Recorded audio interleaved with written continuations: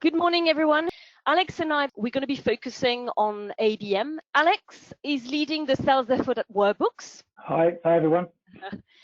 And I'm leading the marketing efforts. And we thought it would be good for both of us to be on that webinar to provide both input from a marketing perspective, but also from a sales perspective. Because for ABM, both marketing and sales organizations have to be working together very closely.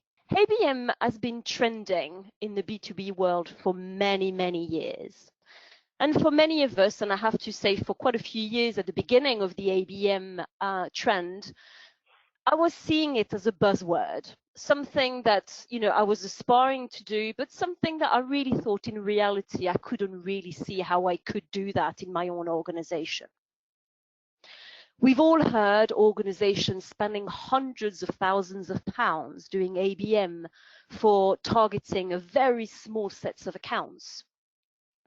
And we've all felt that this just was not for us. But actually the practice of ABM can be applied to many businesses. So it's not just reserved to top organizations targeting only strategic enterprise accounts.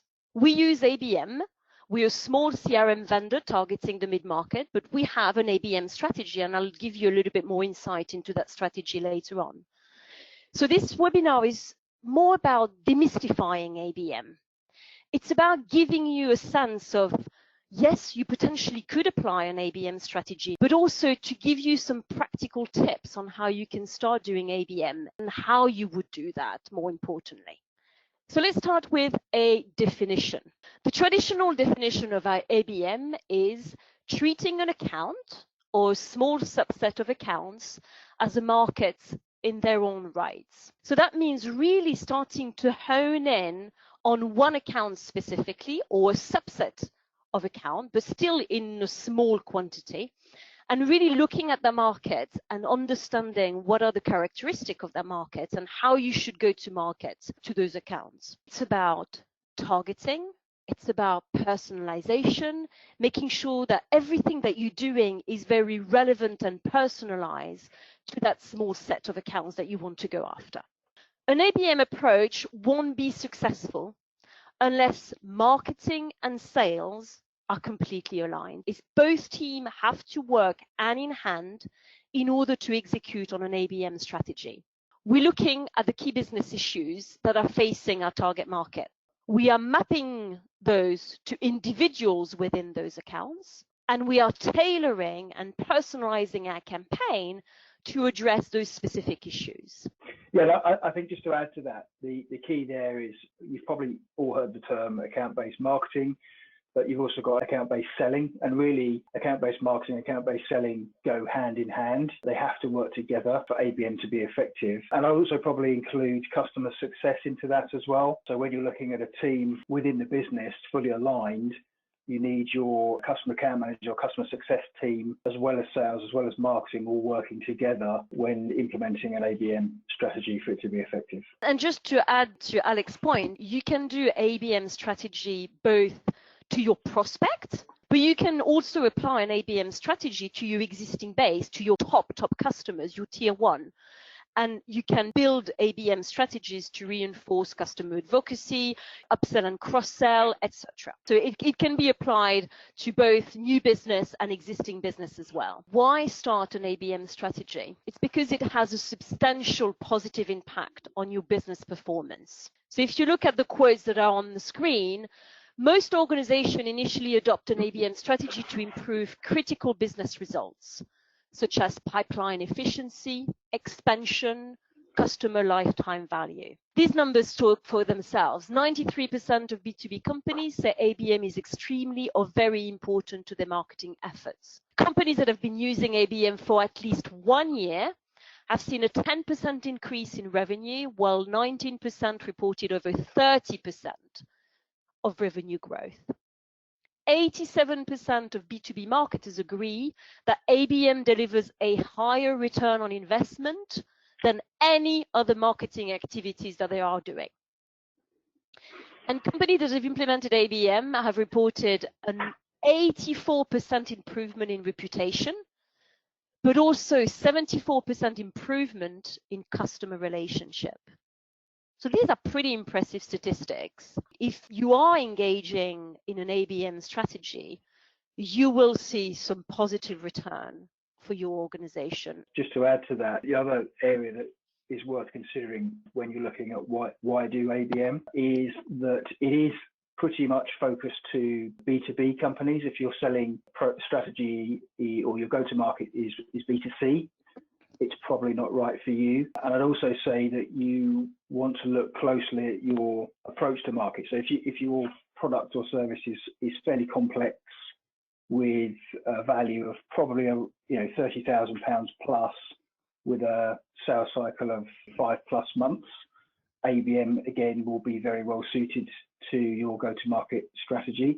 If you're selling more transactionally, short sales cycle, not very complex product or service, and under 30K, ABM may not be right for you. I'm not saying it won't be, but with the amount of cost and effort that is required to make ABM effective, it may not make sense. So that's another thing worth considering when you're looking at ABM, just making sure that your product or service makes sense to take the ABM approach with. Completely agree.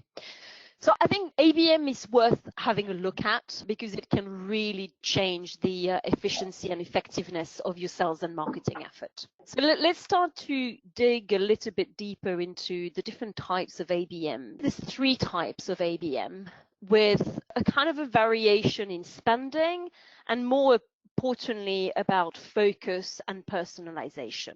Imagine those 3 types of ABM on a personalization scales. On the left, you've got strategic ABM. Strategic ABM is really your very high personalization and very, very small target audience. We're talking 1 to 10 accounts that you can manage through a strategic ABM account. That's the maximum you can cope with. The more you move to the right, the more you move to ABM Lite or programmatic ABM, the less personal or personalization you will have. You will still have personalization, but it will be of a less degree. It will be less granular. And you're going to see that you are on the left side with very high touch because you are very focused. You've got a very, very small of account where you're putting all of your marketing tactics and campaigns towards. And then the more you move to the right, the more it's going to be lower touch. You're still going to be trying to do very personalized. You're going to still try and be relevant, but you're going to do it more at scale. The more to the left you are, the more spending you're going to be putting into against one specific account. The more to the right, the less you're going to be spending on each account. So I'm going to go now into each of those to try and explain the specificities. Strategic ABM is what the ABM purists will say ABM actually is. When I first heard about ABM, I thought that was the only ABM you could do, strategic ABM. So for strategic ABM, we're talking at a small set of accounts that you've identified you really want to get as customers. The personalization is at maximum level. It's account specific. So everything that you're doing within your marketing and sales approach is related to that specific account. The demographics of that account, the situation, the revenue, the actual strategy of that account, you're going to get a huge amount of intelligence on that specific account that will help you define what type of messaging and tactics you're going to employ to try and get that customer on board. So it's account specific, but it's also persona specific. So within that account, who are you going to engage with? And we're talking roles, but we're talking also individuals, and try to understand what make those individuals stick. As you can hear, it's personalization on steroids. This is where your entire campaign is very, very granular, very, very personalized, extremely relevant to where that organization is in its life cycle, etc., and very timely. That demands a lot of effort from a marketing and sales perspective at the forefront to gather all the intelligence that you need in order to execute on that level of personalization. This type of ABM requires massive level of investment in terms of time, resources, and intelligence. This is aimed at very large accounts. And typically it's enterprise accounts, but it's also where you know the sales is going to be more complex than usual. In one of the business I was working at before, we would only do strategic ABM on companies that would give us a deal or a revenue of more than £1 million. Anything below that, we would not consider doing an ABM approach, because we would consider the strategic ABM was the only ABM we wanted to do. And we would spend thousands and thousands of pounds on one account. We would create specific microsites, direct mail piece. We would spend an enormous amount of money on intelligence to really understand what's going on. We would track engagement at an individual level. I mean, this is really laser focused. So personalization for strategic ABM is on steroid, and that's the ultimate ABM approach that you can have. But there's other approach that you can have. ABM Lite is you take strategic ABM, but you tune it down a little bit. So it's still for larger than usual accounts. It's still for more complex type of selling, but you're expanding your remit a little bit more. You're looking for a small subset of organizations that share characteristics, that have similar attributes or challenges, or that are embarking on similar initiatives. You're talking at maybe up to 100 accounts, but all these accounts have some characteristic in common. And what you're trying to do is to be as personalized as you can, probably not as much as you would on strategic ABM, but still trying to be very focused on very, very targeted. You're not going to be able to do it on an account basis, but you're going to be leveraging far more those common attributes that those few organizations have, and you're going to hone in on your campaign towards those specific attributes, and you're going to try and really drive your messages and tactics around those. So ABM Lite is already more feasible for a lot of organizations. You have a wider pool of organizations that you're trying to target. You don't need to invest as much in terms of personalization and really intelligence on those accounts, even though you still need to do that.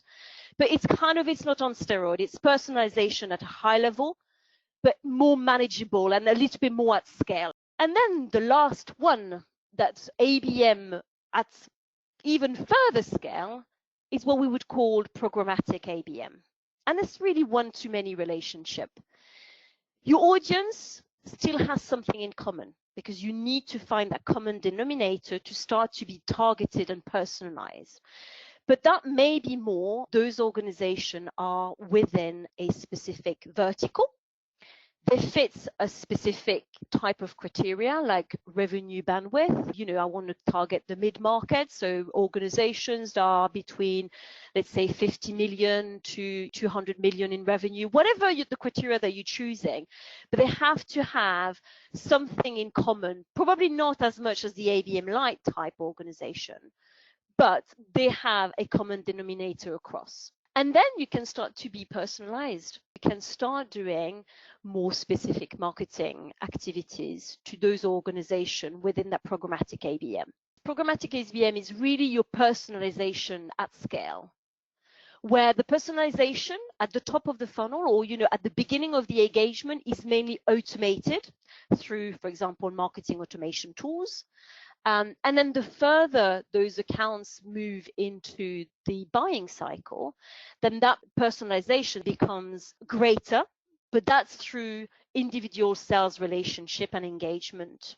So beginning of the engagement, more automated personalization, and the more we move into the buying cycle, more highly personalized through one-on-one relationship with your sales team. To summarize, you have varying scale of personalization across your ABM spectrum, which means that ABM principles can really be applied for most businesses. The only thing I'd add there is this is a kind of general overview and guideline. Obviously, you can change the numbers to suit your business accordingly. And one of the key areas that drive the numbers, strategic or ABM Lite or programmatic, is the total addressable market. So you need to understand that if you're going to go after a particular vertical or a particular set of customers, that the overall value within that group of customers is big enough to justify the budget and investment that you're going to have on the program.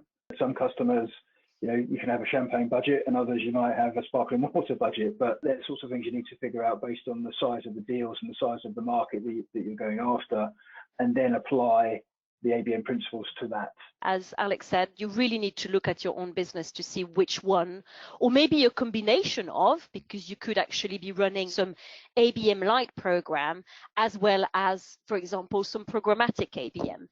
But only you can decide within the organization and the type of organization you are and your selling structure and etc. Only you can decide which ABM type of programs are the most applicable to your business. What do you need to do in order to start an ABM program? The first thing you need to do is to identify those accounts that you want to focus on with your ABM strategy. It sounds pretty obvious, but actually that's probably one of the hardest things that you need to do from an ABM perspective. And as Alex said, you need to really take into consideration the potential of your market.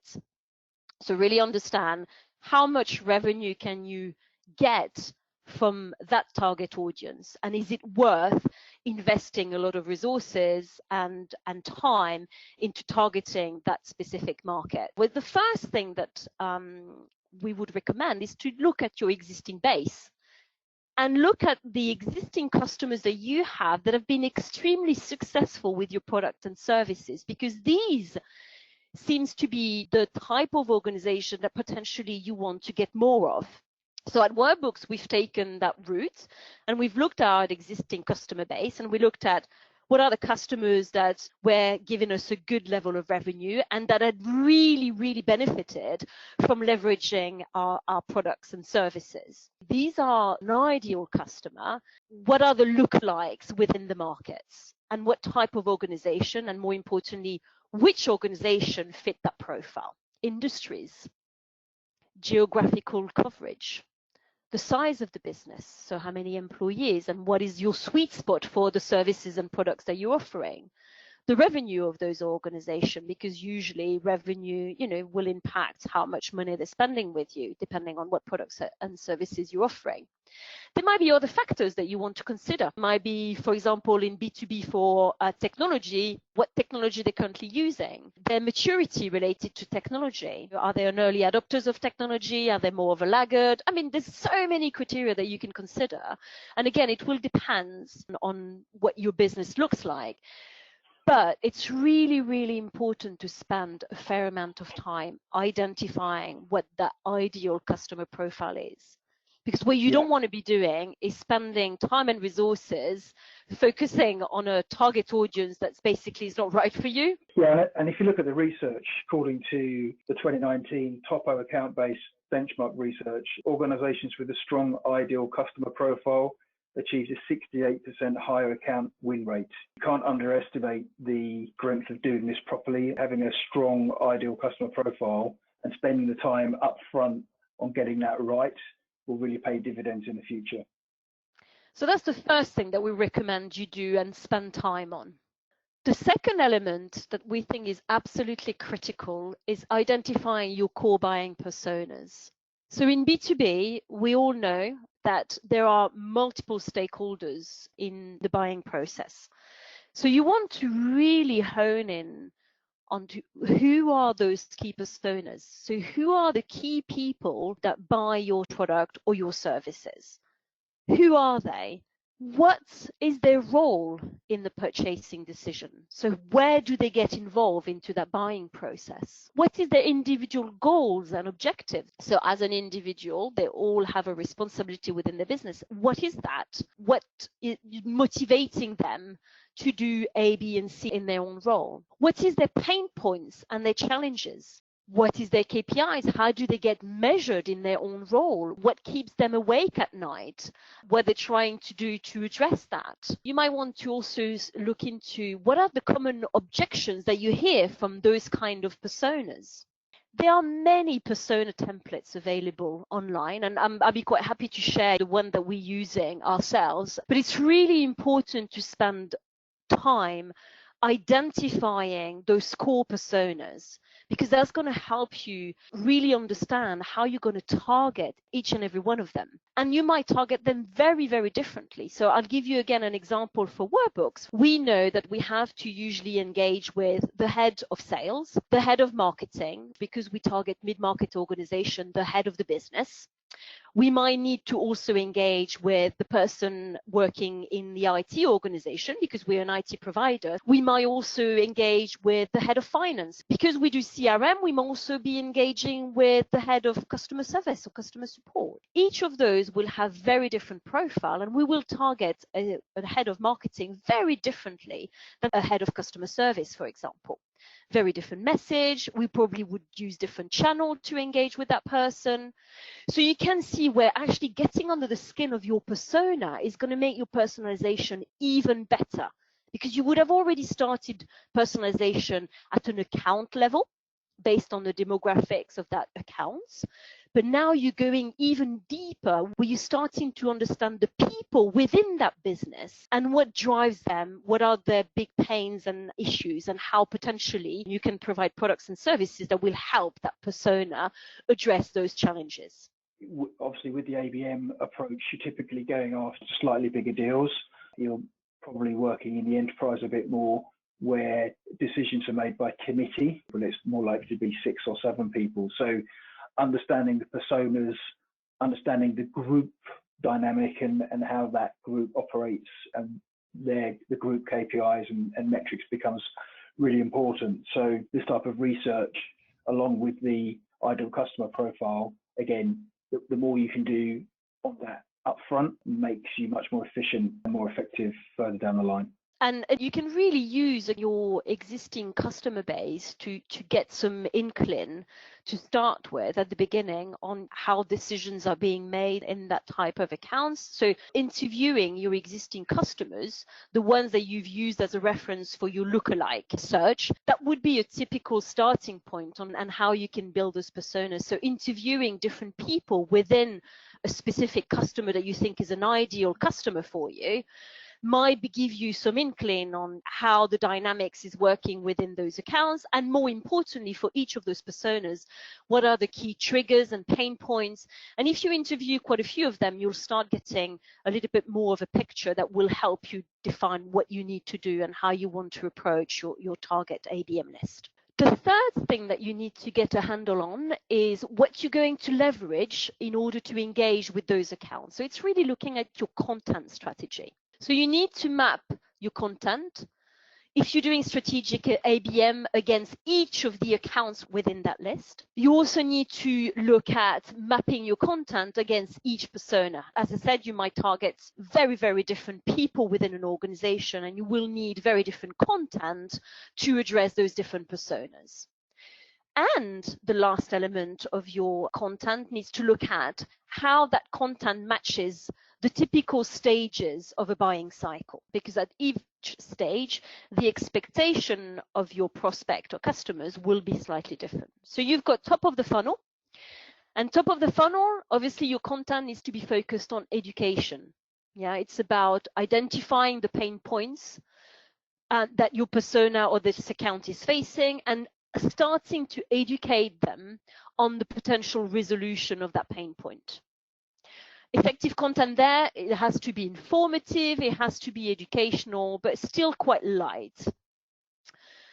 It's about problem and solution awareness. At the middle of the funnel, that's more an evaluation stage.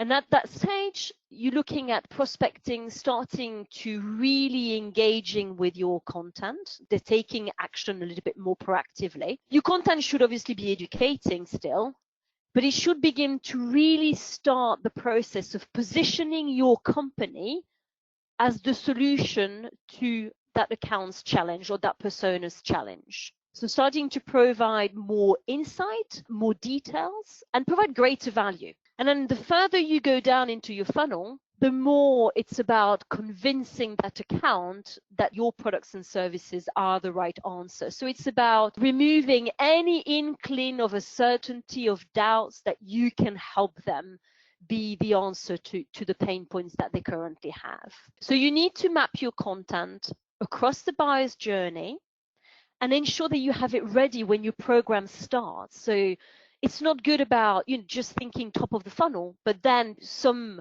of those accounts might respond quite favorably at that point. You need to have your content mapped out throughout the entire buying journey at the beginning of your program. It's not an idea of being perfect from day one, but you need to have elements for all of those stages when you start.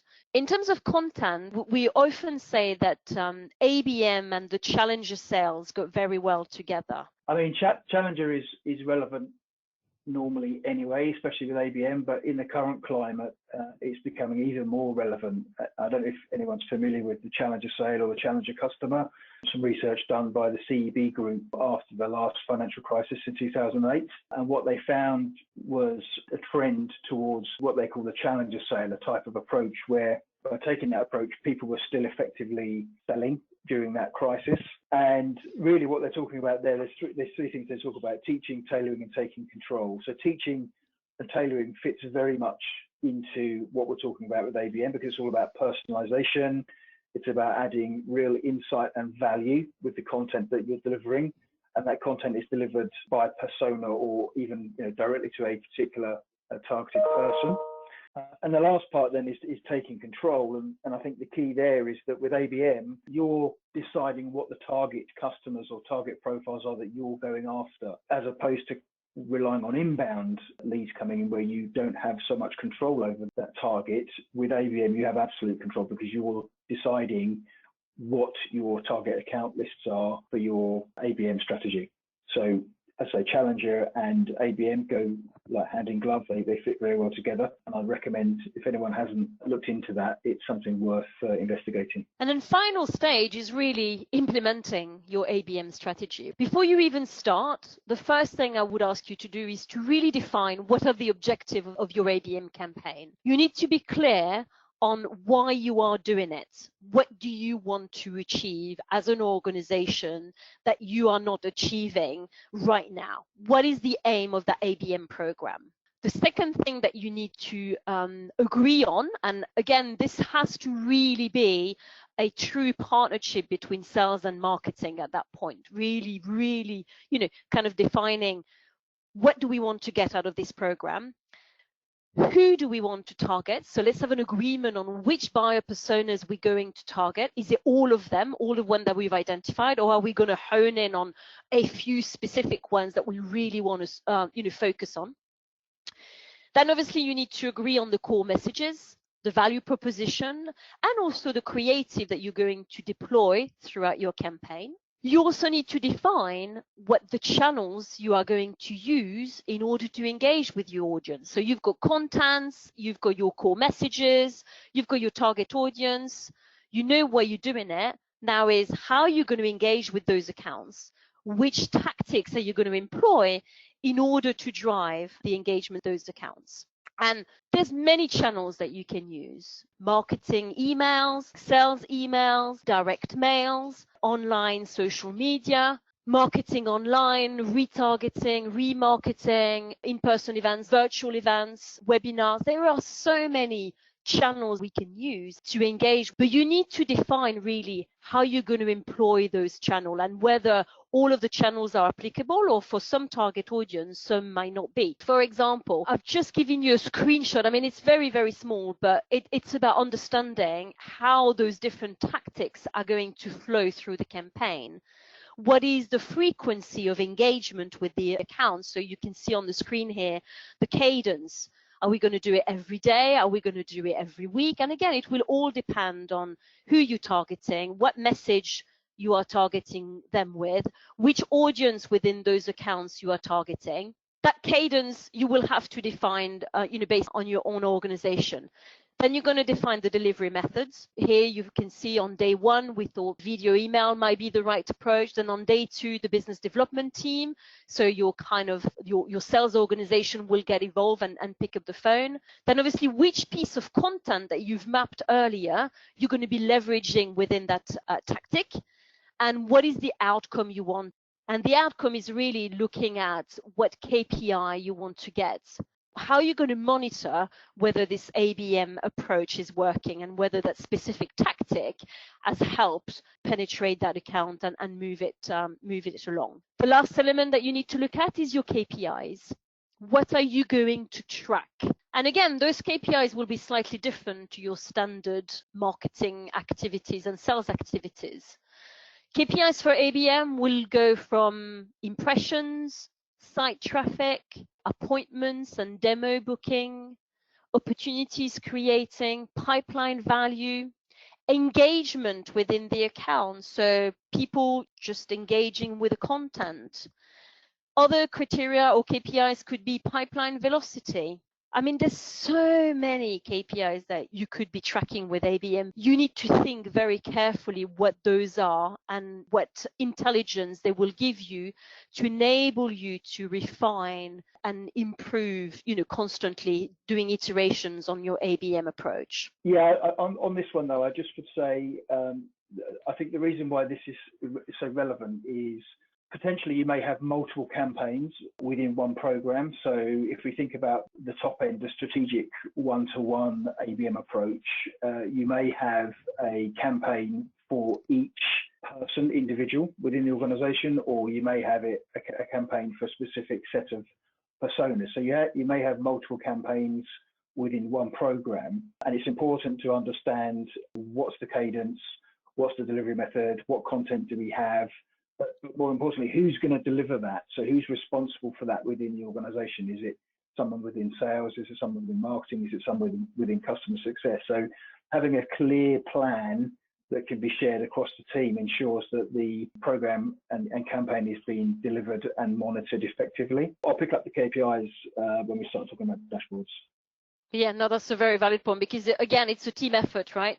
So it's not just marketing doing the activities or sales, it's a combination of, so understanding the responsibilities through the campaign of each team is very important. Yeah, we thought to bring it to life, we would give you some examples. So let's look at programmatic ABM to start with. So programmatic ABM, you will be looking at vertical specific value proposition, as I said, and building your relevant content. It could be white papers, blogs, infographics, specific videos aimed at that specific vertical, demos that will have specificities around the industry you're targeting, those kind of elements. Then obviously you will potentially look at strategic partnerships. You're looking at a programmatic approach around a vertical. You might want to look at industry specific publications, for example, that target that market and how you can collaborate with them to start building a strategy specific to that vertical. From a digital perspective, obviously you'll focus on your SEO for your website. You might engage in pay-per-click around keywords associating to that vertical. You might want to do some LinkedIn campaigns, and you might want to do it by vertical, so targeting people within LinkedIn who are within that vertical. You might want to do it by personas, so take it one level further, where you're targeting head of marketing, for example, within a specific industry sectors and have specific messages, adverts aimed at that audience. You might want to start building specific landing pages on your website for those specific verticals. You might be doing some specific PR around that. So you might be looking at writing specific articles, highlighting the pain points of those organizations, having them published. You might want to be doing some customer advocacy push. So you've got customers in those verticals who have been very successful with your products and services. You might really leverage that customer advocacy to target other accounts that look similar. So I think you get the understanding of the type of activities that you could do at a programmatic ABM level. When you go to ABM Lite, then that becomes far more account and personal based. So you're starting to be far more targeted.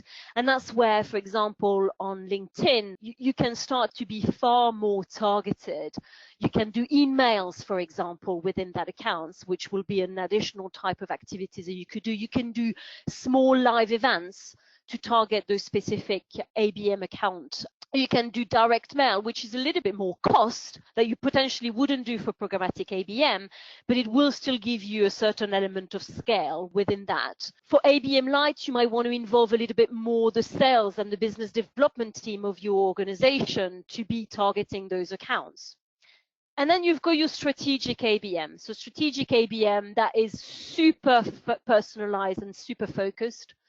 So you're going to be spending a lot of time and resources doing intelligence gathering, account mapping, really digging into this account and really understanding the ins and outs of that account.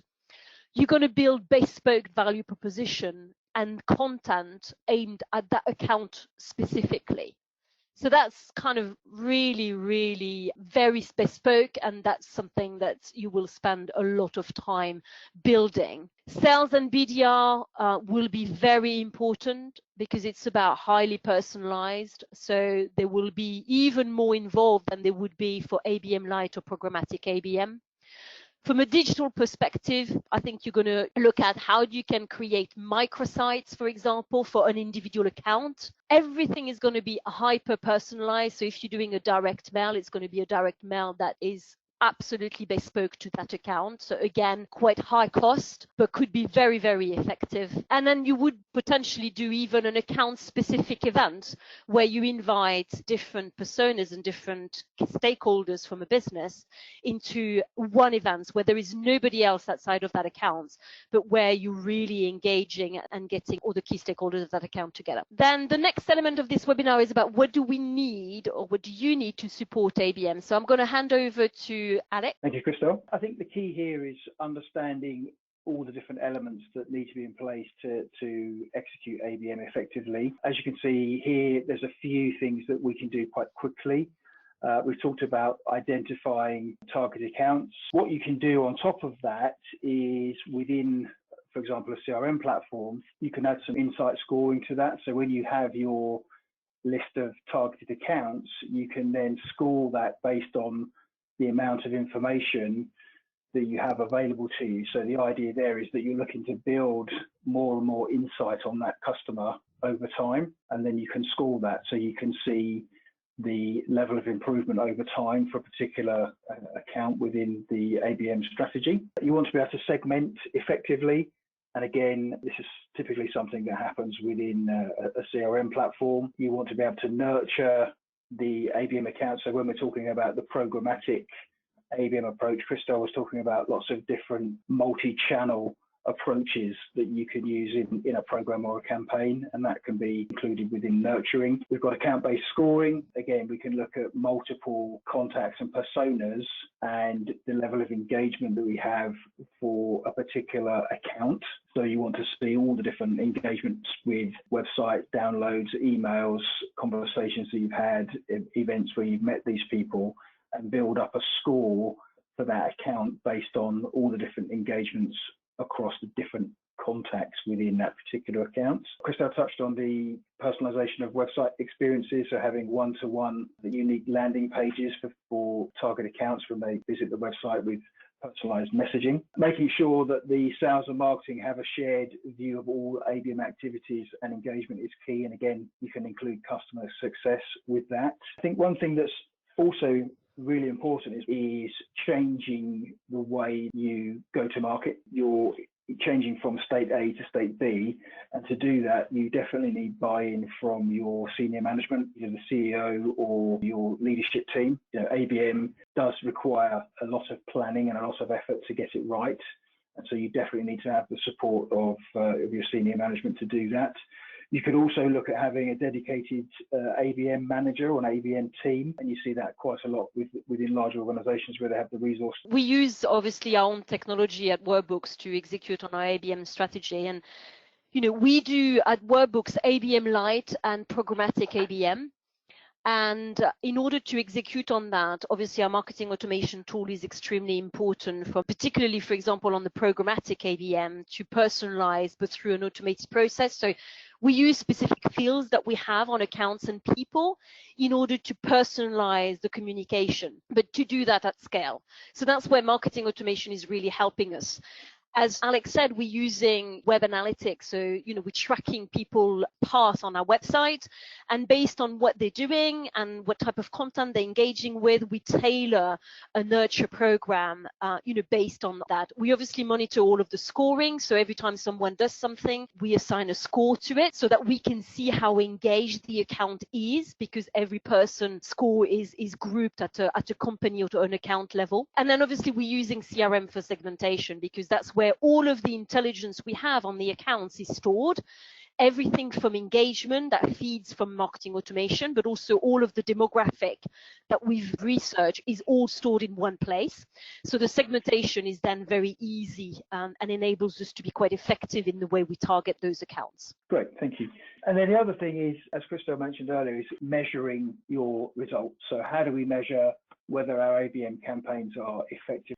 So I think the first thing to point out is that the metrics that you're going to use, or the KPIs you're going to use to measure your ABM campaign effectiveness, is different than more traditional sales and marketing metrics for inbound. So typically on inbound, we're focused on number of leads, lead conversion, MQLs to SQLs, website traffic, and things like that.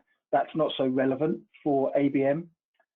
So ABM is more around the level of engagement that we have with a particular account, how effectively it's progressing through the pipeline, the speed at which it's going through the pipeline. What you may end up having when you first start implementing ABM is two pipelines, ABM dashboard, inbound dashboard, different sets of metrics.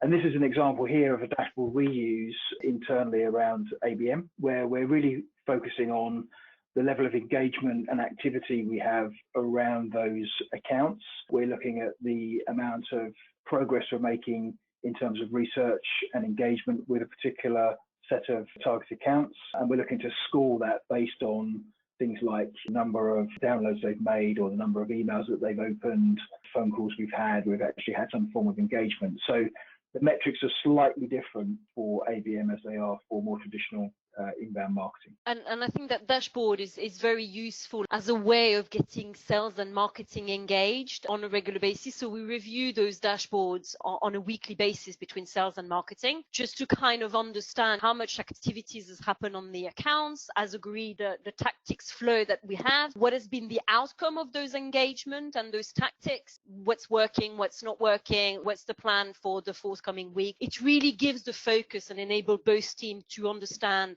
and have complete transparency on what's happening around those accounts. You can still apply the same A/B testing and the same kind of criteria that you do in more traditional marketing. That's the same. And also the key here is to try and stay agile. So although we're implementing fairly strategic ABM plans, that doesn't mean they have to become slow. They can still be agile, and we still need to do the testing to make sure that what we're doing is working, and if not, change it quickly so that it does start to work. So in conclusion, it is probably the ultimate sales and marketing program, but I think the key there is it is sales and marketing. So this isn't something that can be done exclusively by one team or the other, and removing silos within the business is really important. It can be applied to different levels, as we discussed earlier.